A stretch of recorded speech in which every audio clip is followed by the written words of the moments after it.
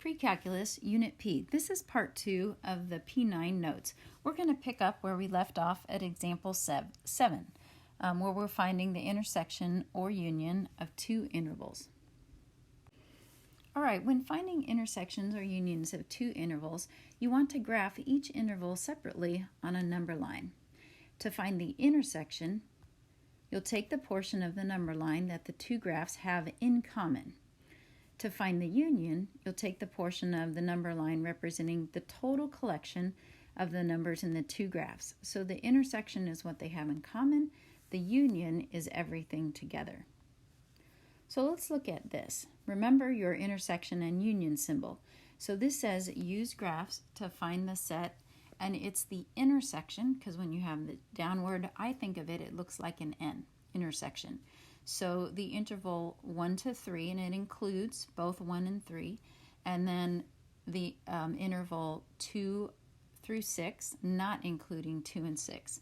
So first on a number line, graph the interval 1 to 3 inclusive.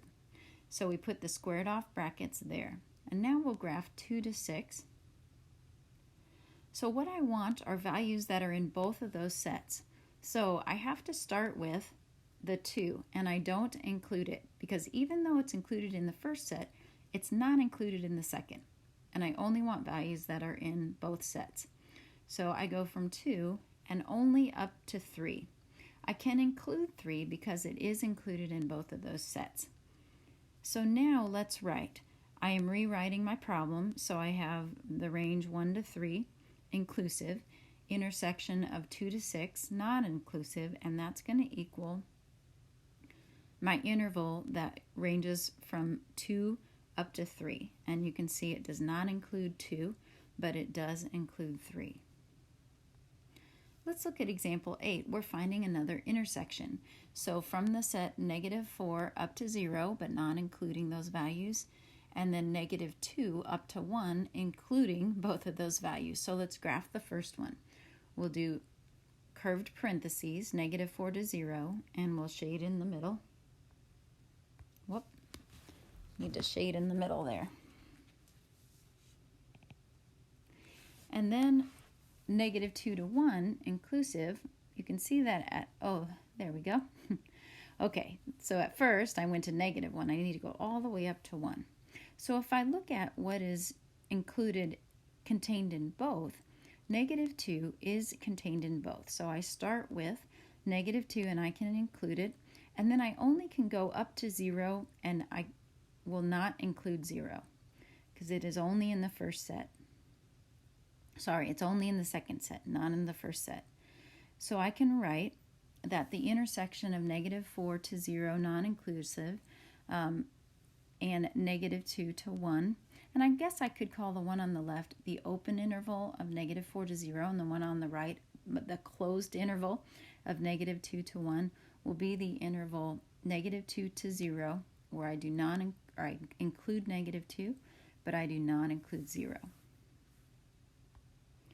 All right, one more of these. Now, notice our symbol has changed, and we're going to find the union. So that means everything together. So of the set -infinity up to 6, so I graph that with my curved parentheses at 6, and I shade everything below. And then 2 to 9, including 2, but not including 9. So with everything together, that means I'm going to include -infinity at my lesser end and go all the way up to 9 on my greater end. But I will not include 9. So my infinite interval of -infinity to 6 and the union of my interval 2 to 9, including 2, not including 9, will be my interval -infinity up to 9, not including either of those values. When you solve an absolute value inequality, you're going to set up two cases. So if you look at number 1, if you have the absolute value being less than something, you set up the case, you drop the bars, and say that that value is less than C and greater than -C. I usually set up two separate inequalities rather than writing them together.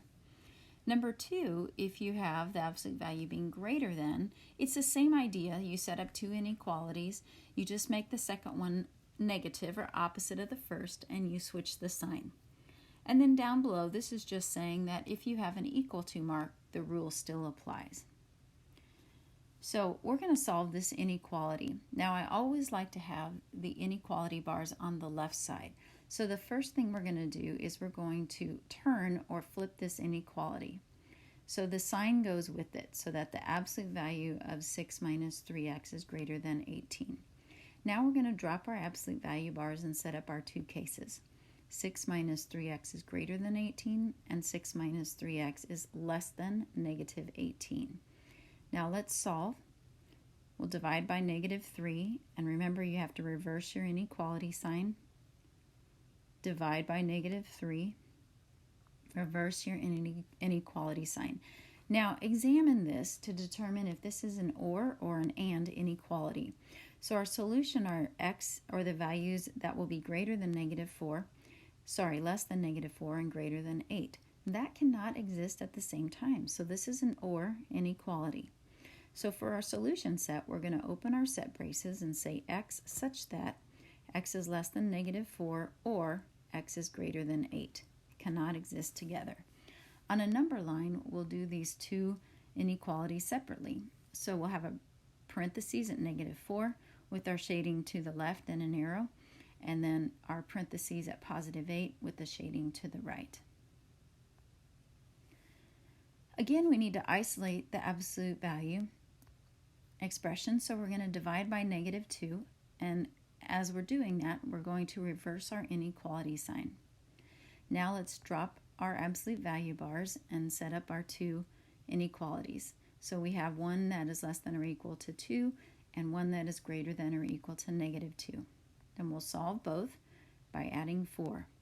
And then we stop for a moment and examine. We have x is less than or equal to 6 and x is greater than or equal to negative 2. Yes, those can exist at the same time. So this is an and inequality. We're going to write it as a compound inequality with our x value in the middle. So there we have it in our set braces, our set notation.